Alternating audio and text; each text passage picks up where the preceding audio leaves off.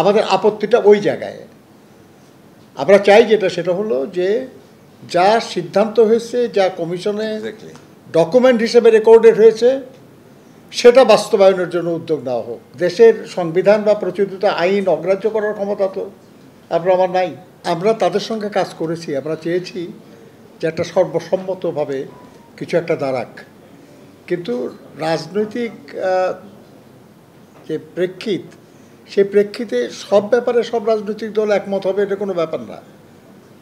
সেই জন্যই note of dissent দিয়ে কিংবা ভিন্ন মত দিয়েও একমত হওয়া যায়, সেভাবেই করা হয়েছে। এবং আপনার যদি জুলাই জাতীয় সনদ, যেটা ছাপা বই হয়েছে, বইটা ছাপা হয়েছে যেটা আর কি, সেখানেও আপনারা দেখবেন লেখা আছে যে এই বিষয়ে ভিন্ন মত প্রকাশ করা হয়েছে বা নোট অফ ডিসেন্ট দেওয়া হয়েছে। তো এখন আনুষ্ঠানিকভাবে যে সনদটা গৃহীত হলো বলে জনগণের সামনে প্রধান উপদেষ্টা বললেন 17 তারিখে, সেই ডকুমেন্টকে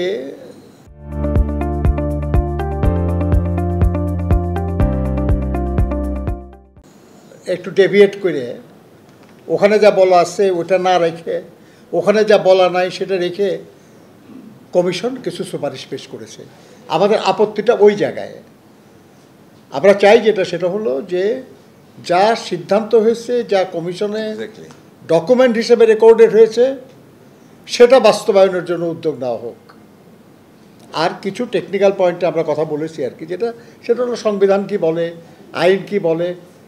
এটা তো কোনো, দেখেন, পার্সোনালি আমার কারোর প্রতি অসন্তুষ্টি থাকতে পারে, কারোর প্রতি আমার ভালোবাসা থাকতে পারে, ইটস এ ডিফারেন্ট ইস্যু, কিন্তু দেশের সংবিধান বা প্রচলিত আইন অগ্রাহ্য করার ক্ষমতা তো আমার নাই।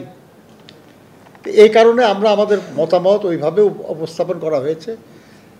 এটা নিয়ে যেখানে দরকার কথা বলা যাবে আর কি, কিন্তু এই নিয়ে নির্বাচন প্রভাবিত হয়ে যাচ্ছে, এই নিয়ে বিরাট একটা সংকট হয়ে যাচ্ছে, এই ধরনের কিছু কেন মনে করতেছেন আপনারা, আমি বুঝতেছি না।